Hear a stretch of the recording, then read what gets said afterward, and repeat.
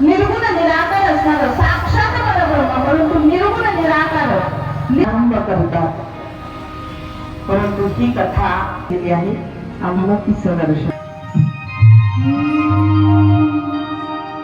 राधे कृष्णा राधे कृष्णा श्यामा श्याम श्याम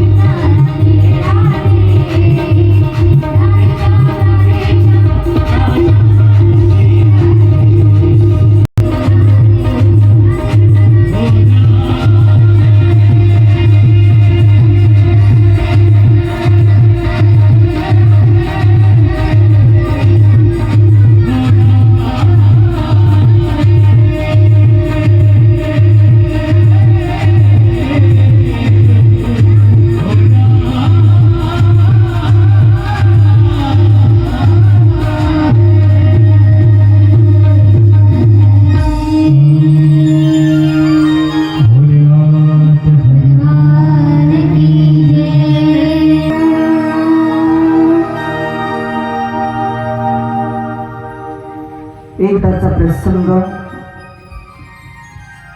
शौनकादिक सुतजींना विचारतात, गुरुजी, शिव महापुराणाची कथा ऐकल्यानंतर शिवलोकाची प्राप्ती होते हे ठीक आहे, परंतु शिवलोकाची प्राप्ती होण्याकरता जात असताना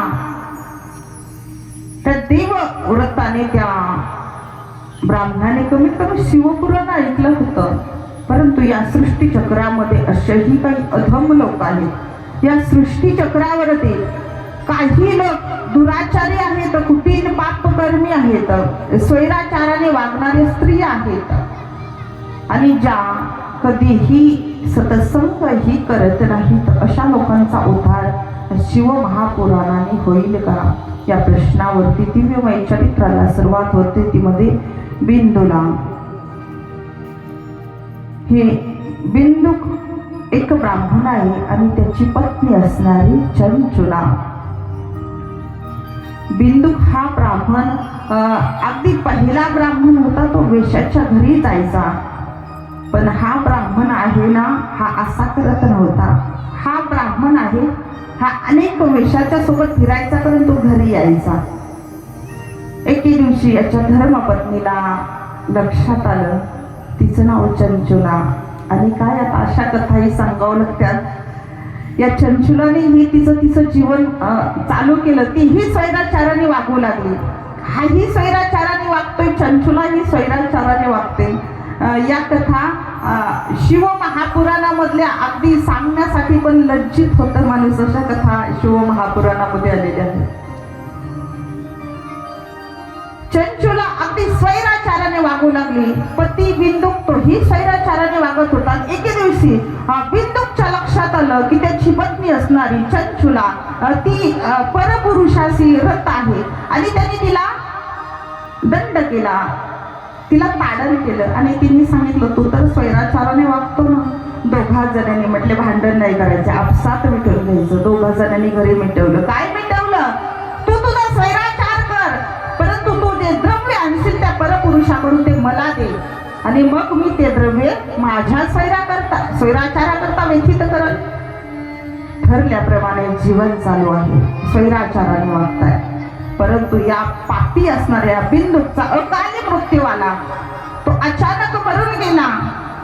चंचूला एकटी राहिली आणि चंचूला ही तिचं तारुण्य नष्ट झालं. एक दिवस तारुण्य नष्ट होणार आहे आणि सहज ती एका शिवालयामध्ये जाते आणि तिथं जाऊन शिव महापुराण चालू असतं आणि चंचूला शिव महापुराण श्रवण करते आणि शेवटी ज्यावेळेस नरकाचं वर्णन येतं, चंचूला ते वर्णन ऐकत असते की जो कोणी स्वैराचाराने वागल त्याच्यासाठी रवरव कुंभ पाक महारोरो असे नरक त्याचं वर्णन सांगत असताना स्वैराचारी आत्म्याची काय फजिती होती, त्याचं कसं ताडण होतं, त्याला किती दुःख भोगावं लागतं, त्याला कुठली गती प्राप्त होती. ज्यावेळेस चंचुलाने शिव महापुराणामध्ये कथा श्रवण केली ना, चंचुलाला सद्गती झाली.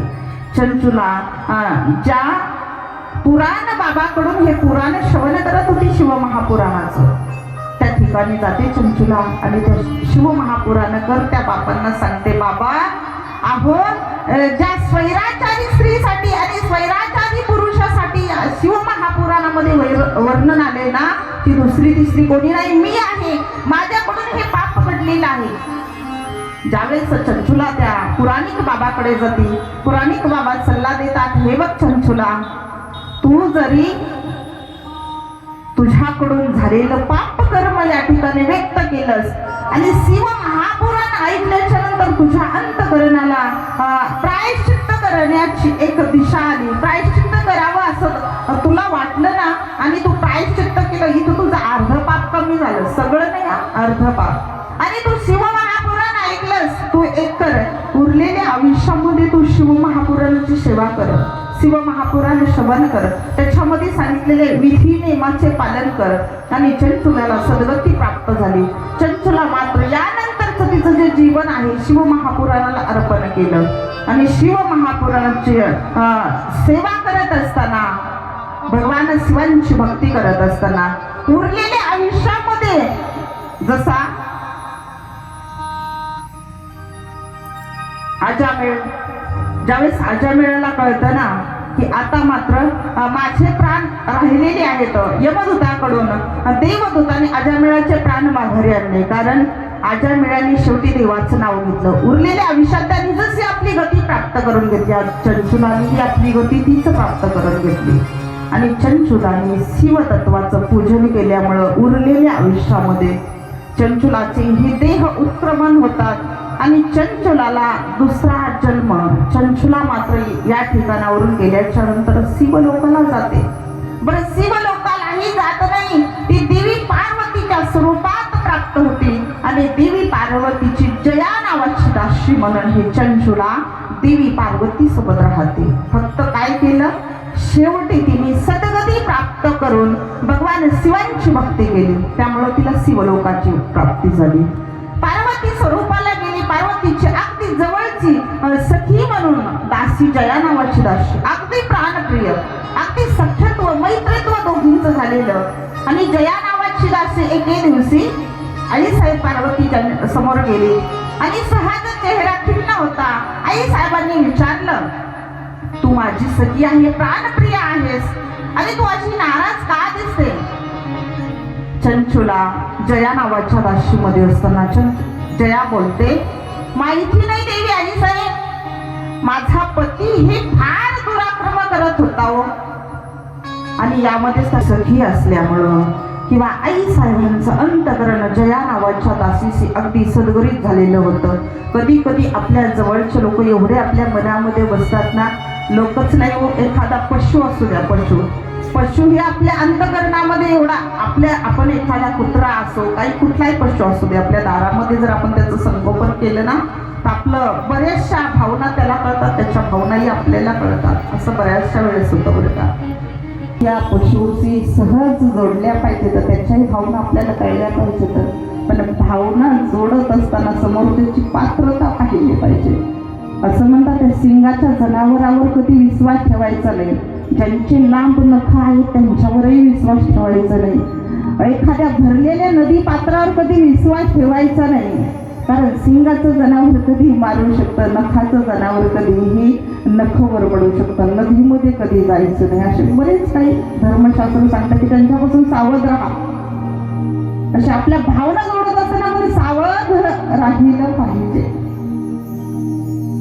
पार्वती आईसाहेब जयादासी सोबत एवढ्याही भावना जोडलेल्या. जयाला पाहिलं आणि तिचा चेहरा खिन्न पाहिला. आई साहेब विचार करा, जया तुला झालं काय? आणि चंचुला असणारी जयादासी सांगते, आई साहेब, अहो माझा पती आहे ना फार स्वैराचारी होता, माहिती नाही कुठल्या नरकात असेल, कुठल्या लोकाला असेल, त्याची काय गती प्राप्त झाली असेल. आणि जर माझी राशी जर दुःखी आहे तर पार्वती आई साहेब आपला त्वरित एक दूत बोलवतात, जो म्हणजे तुंबरू. आणि तुंबरूला सांगतात, चंचुलाचा पती ज्याही ठिकाणी असेल, ज्याही योनीमध्ये असेल, त्या योनीमधून त्याची सुटका करायची. आणि ही चंचुला जया नावाची दासी आणि तो तुंबरू स्वर्गामधून शिवलोकामधून पृथ्वीवरती येतात आणि पृथ्वीवरती येऊन तुंबरू शिव महापुराण गान करतात. आमच्या विष्णू परमात्म्यांचे जे भक्त आहेत ते नारद आणि शिव परमात्म्याचे जे सेवक आहेत ते तुंबरू, नारद तुंबर, ते तुंबरू आहेत. त्यांनी सुंदर अशी शिव महापुराणाची कथा चंचुलाच्या पतीसाठी बिंदुकसाठी या ठिकाणी येऊन ती कथा केली. आणि बिंदुकाचाही या नर्क यवनीमधून उद्धार करणारी ही दिव्यमय कथा. अशा देवर्षी नारदांचं एक सुंदरसं भजन करूया. आणि आम्ही या प्रथम दिवितीश्वर सहित आहे हिला सुरुवात करायची.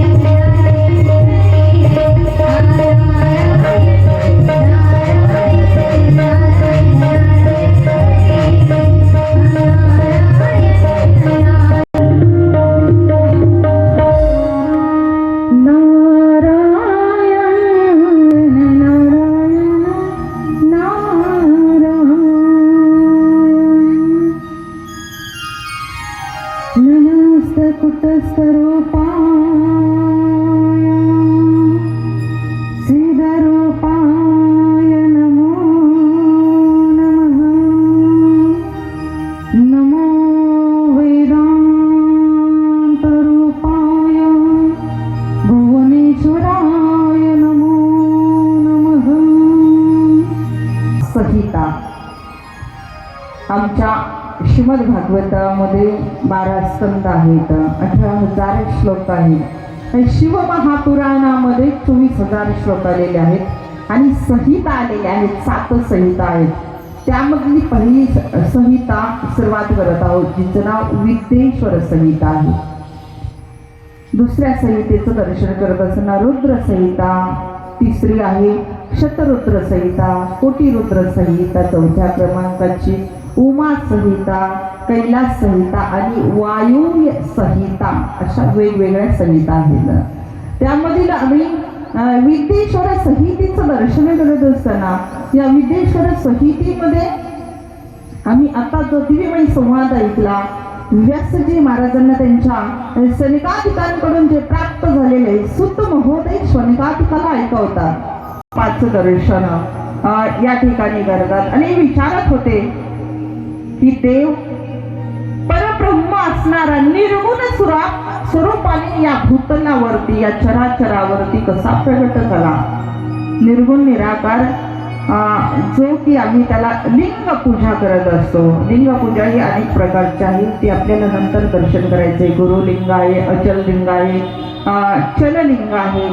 या सृष्टी तलावरती वेगवेगळे, परंतु तिचं दर्शन आम्हाला उद्या करायचे. आज आम्हाला देवाने या सृष्टीवरती पहिल्यांदा निर्गुण निराकार असणारे परब्रह्म, परंतु लिंग स्वरूपाने आपल्या भक्तांना दर्शन देण्यासाठी कसा रूप धारण केलं, हे दिव्यमय कथेचं दर्शन करत असताना एके दिवशी भगवान विष्णू शेषाच्या शय्यावरती आसनस्थ झालेले आहेत. भगवान विष्णू निद्रिस्त असताना क्षीरसागरामध्ये अगदी शेषाचा पलंग आहे, निवांत झोपलेले ते स्वरूप आपल्या लक्षात आहे ना. बरेचशा जागेवर फोटो असतो देवाचा शेषाच्या शयनावरती. तो असा फोटो असतो, शांताकारं भुजगशयनं पद्मनाभं सुरेशं विश्वाधारं गगनसदृशं, असा जो ते देवाचं स्वरूप आहे, असा देव झोपलेला होता बघा. आणि एवढ्यामध्ये ब्रह्माजी आले आणि ब्रह्माजी आल्याच्या नंतर ब्रह्माजीने शेषशायी भगवंताला पाहिलं आणि ब्रह्माजी यांना बोलतायत, काय बोलतायत, अहो मी पितामह आहे, मी सृष्टी निर्माण केली, तुम्ही माझं आदर आतिथ्य करावं. आता विचारतायत कोणाला? भगवान विष्णूला. भगवान विष्णूही जागे झाले आणि त्यांचाही थोडा अहंकार जागा झाला आणि भगवान विष्णूंनीही ब्रह्माजीला म्हटलं, अहो तुम्ही पितामह, पितामह म्हणजे पंजोबाचे पंजोबा, अहो पितामह तुम्ही असतान, परंतु तुमचा जन्म माझ्या नाभीमधून झालेला आहे. जयाच्या नाभी कमळा जन्म चतुरानना, तुमचा जन्म माझ्या नाभी कमलामधून झालेला आहे. तुम्हाला मी निर्माण केले, तुम्ही माझं आदर आतिथ्य करा, तुम्ही मला मोठा म्हणा. भगवान विष्णू म्हणतात ब्रह्मदेवाला आणि ब्रह्मदेव मला मोठा म्हणतात भगवान विष्णूला. ही कथा सांगत असताना बरं का, आणि आम्ही एक तर आमचं फार विष्णूवर प्रेम आहे बरं का. आम्ही कृष्ण लीला सांगत असताना, रामलीला सांगत असताना तिथं आम्हाला विष्णू परमात्म्याला मोठं म्हणायची सवय आहे. विष्णू परमात्म्यावर आम्ही खूप प्रेम करतो, पण ज्यावेळेस विष्णू परमात्मा गौण सांगत असताना, कमी सांगत असताना थोडं मन दुखतं बरं का. पण तरीही शिवमहापुराण सांगायचंय ना, मग शिवतत्वाचं महत्त्व पटवून देण्यासाठी बाकीचे तत्व थोडे गौण मानावे लागते. जेणेकरून एखादं लहान मुलं असतं ना, ते 10-12 माता मौल्यांचे पाय तुडवत आपल्या आईकडे जातं. मग त्या बाकीच्या म्हणतात का, काय बाई कसं किती काय मुलगा आहे हा, आम्ही नाहीत का बाई, आमच्याकडे यावा, तिच्याकडेच बरं चाललंय, असं नाही वाटत. कौतुक करत असतो उलट, बघा ना आईकडे चाललंय, किती ओढकी चाललंय. तसं शिवतत्वाकडे जात असताना आपल्याला बाकीचे जे तत्व आहेत ते आपल्याला अजिबात काही बोलू शकणार नाहीत. कारण इथं असणारं जे शिवमहापुराण आहे ना, हे शिवमहापुराण एक श्रेष्ठ असतं, बाकीच्या देवता कनिष्ठ असतात. पण शिवमहापुराणाच्या ऐवजी आपण या ठिकाणी महागणपती देवस्थान आहे, जरी आपण गणपती पुराण लावलं तरी गणपती श्रेष्ठ राहील. तिथं भगवान विष्णू शिव सर्व गौण राहते. देवी पुराण लावलं तर तिथं भगवती श्रेष्ठ राहील, बाकीचे देव गौण राहते. म्हणून संगती लावत असताना कधी भगवान विष्णूला कमी समजत असताना त्यांचा अहंकार दुखवला, त्याने युद्ध केलं, ते युद्धात हरले असं सांगत असताना कमी नाही वाटायचं.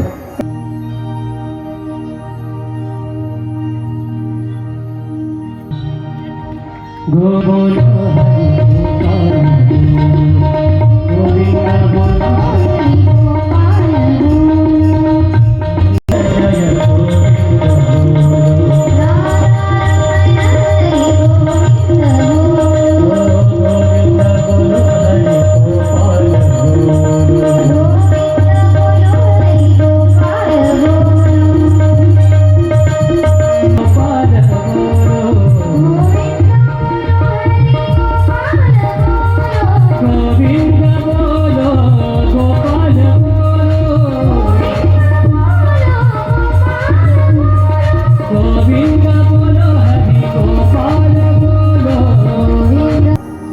यांचं असंही काही भांडण चाललेलं आहे. कोणाचं? विष्णूचं आणि ब्रह्मदेवाचं भांडण. कशासाठी? हा म्हणतो मला मोठं मन आणि तो म्हणतो मला मोठं मन. आता मोठं म्हणण्यासाठी भांडण चालू आहे. कारण मोठं होणं चांगलं आहे, तो मोठं होणं चांगलं नाहीये, लहान राहणं चांगलं आहे. लहानपण देगा देवा मग ती साखरेचा जया अंगी मोठेपण तया यातना कठीण. हा म्हणतो मला मोठं म्हणतो, म्हणतो मला मोठं. पाहता पाहता भयंकर असं युद्ध चालू झालं. ब्रह्माजीचं आणि भगवान विष्णूचं भयंकर युद्ध चालू झालं आणि दोघंही एकामेकावरती आपले अस्त्र सोडत आहेत. भयंकर हे युद्ध चालू असताना जणू काही आकाशामध्ये तारे तुटून जमिनीवर पडतायत की काय. पृथ्वी माता थरथर कापत आहे. दिशाहीन झालेल्या पृथ्वी तलावरती भयंकर असे शस्त्रास्त्र चालू आहेत.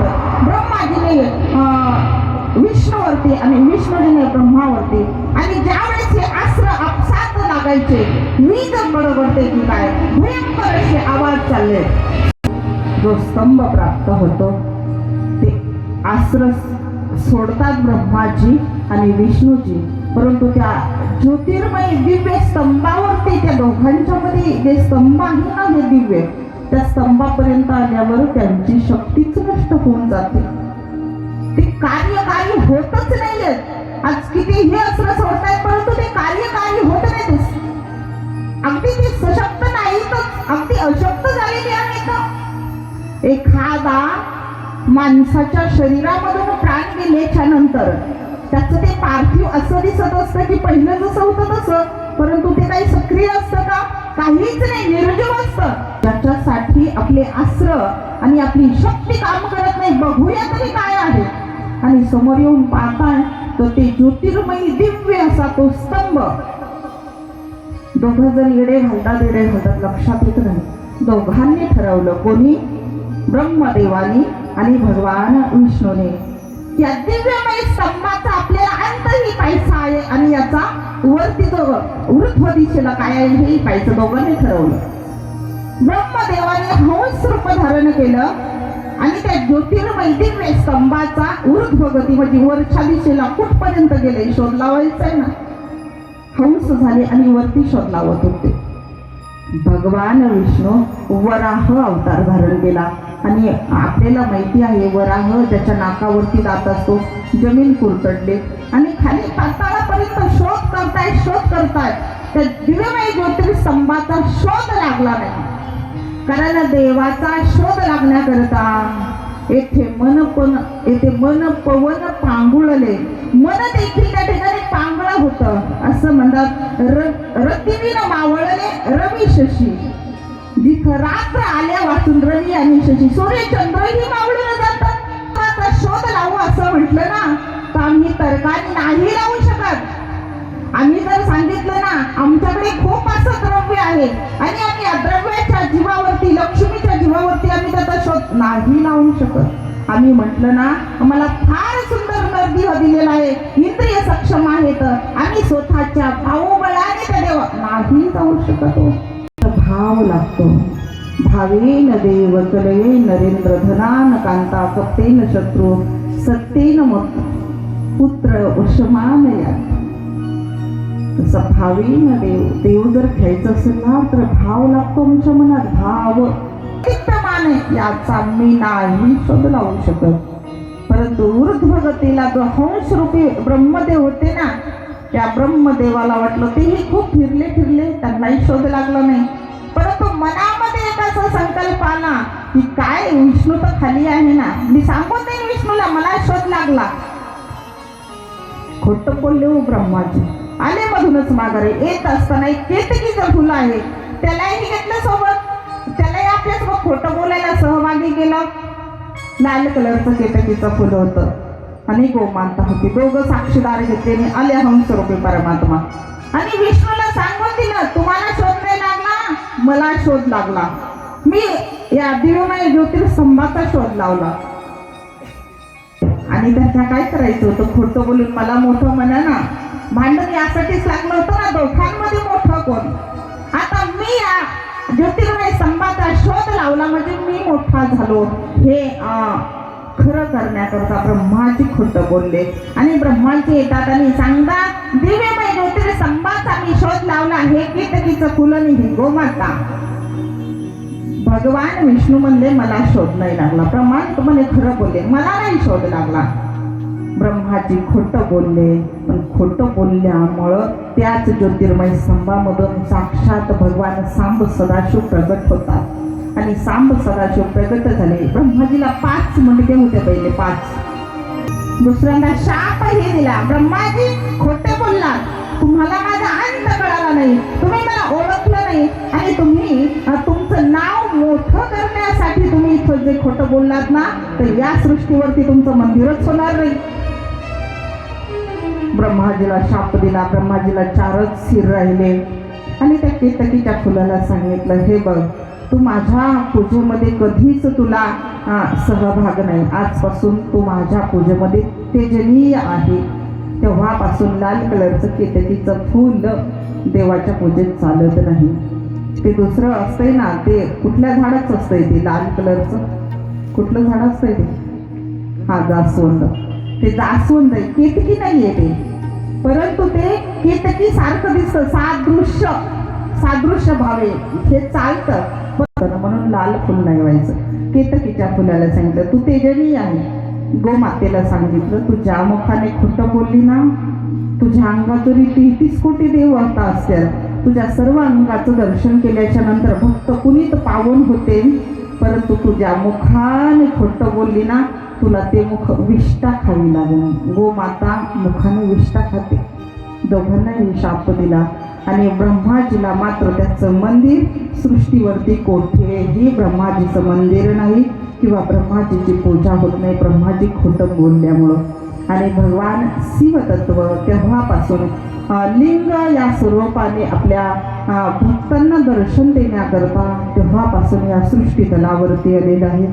आणि परब्रह्म आपल्या भक्तांकरता 12 ज्योतिर्लिंगाने या ठिकाणी प्रगट झालेला आहे. त्याही आपल्याला कथा पाहिजे आहेत, परंतु त्या कथा आपल्या शतरुद्र संहितेमध्ये आलेल्या आहेत. 12 ज्योतिर्लिंगाच्या दिव्यमय भगवान परब्रह्माची ही कथा विदेश्वर संहितेमध्ये हिचं दर्शन करत असताना भगवान परमात्म्याने ही कथा या ठिकाणी आपल्या भक्तांना दर्शन देण्याकरता सूतजी महाराजांनी परब्रह्माची कथा या ठिकाणी ऐकवली. कथेला विराम देत असताना एक छोटंसं भजन घेऊया. आपल्याला दुसरीही कथाचं दर्शन करायचं आहे.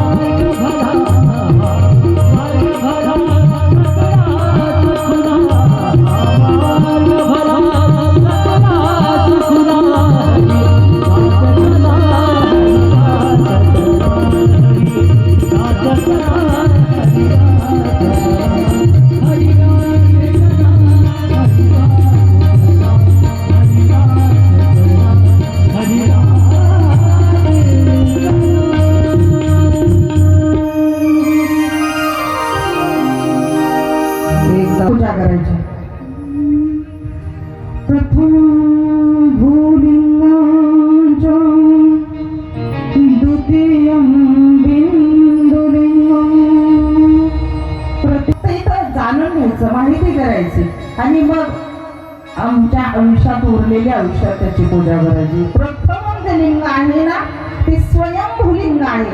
हे स्वयंभू लिंग आमच्याकडे ज्या ज्या ठिकाणी होते बघा, पूर्वीचे शिवालय लक्षात आणा. आपल्या माहेरी आजोळी कुठंतरी पूर्वीचे जे शिवलिंग आहेत ना, असं म्हणतात हे फारा नदी काळाचे हे डोंगरावरचं शिवलिंग, ते जे शिवलिंग आहे ते स्वयंभू आहेत.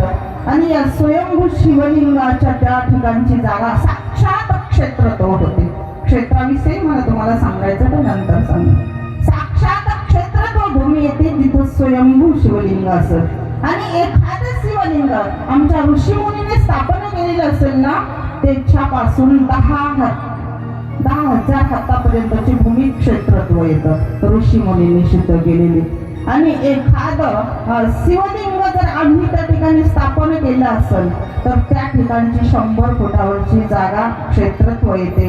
परंतु एखादं जलाशय, सरोवर, क्षेत्र या ठिकाणी जर शिव असतं तर ते साक्षात शिव त्या ठिकाणी प्रगट झालेले आहेत. साक्षात प्रगट झालेले, साक्षात त्यांना. त्यानंतर आम्हाला आमच्या जीवनामध्ये इच्छित फलाची प्राप्ती होते.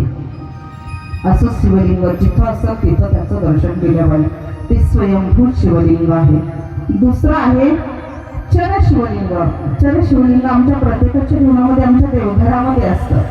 ज्याला आम्ही उचलतो, त्याला स्नान घालतो, त्याची पूजा करतो, त्याला उचलून ठेवतो तुळशीमध्ये, देवघरामध्ये असतं. बरेचसे लोक प्रश्न करतात, कोणाचंही ऐकून येतात की आम्ही ते शिवलिंग उचलावं का, त्याची पूजाच करावी का, मग ते उचलल्यावर त्याच्यातलं देवत्व नष्ट होतं, असं होतं तसं होतं. अजिबात कोणाचं काही ऐकून जाऊ नका. ते जे आम्ही शिवलिंगाची पूजा करतो ना, त्याची प्रार्थना आराधना करतो ना आमच्या घरात आहे, ते चर शिवलिंग आहे. पहिलं आम्ही मंदिरात देवतेमध्ये पाहिलं ते स्वयंभू, दुसरं आहे ते चर शिवलिंग.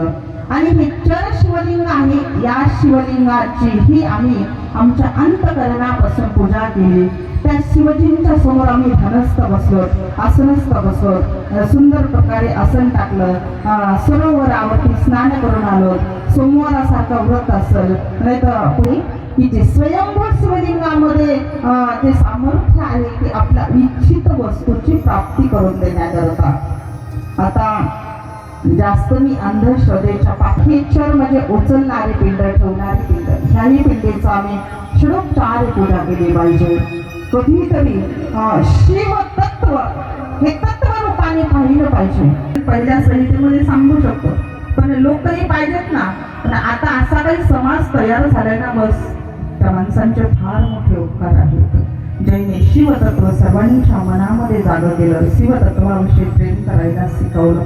दुसऱ्या क्रमांकाचं, तृतीय क्रमांकाचं जे शिवतत्व आहे गुरुलिंग, श्री गुरु रूपाने शिवतत्व, हे तर माझं अतिशय प्राणप्रिय असणारं श्री गुरु या रूपाचं शिवतत्व. यामध्ये असल्याशिवाय जीवनाची मार्गक्रमणा चांगली होतच नाही. जीवनामध्ये गुरुतत्व हे असावंच. मग ते काही एखादा दाढीवाला, जटेवाला, भगवे कपडेवाला असा गुरु असं अजिबात नाही. ते गुरुतत्व आमच्यामध्ये असं असलं पाहिजे की जेणेकरून आमच्यामध्ये असणार अज्ञान घालणार. आम्ही एका अज्ञानामध्ये झोपलेलो आहोत. अज्ञानाची अंधा विश्व स्वप्नाचा धागा भोगी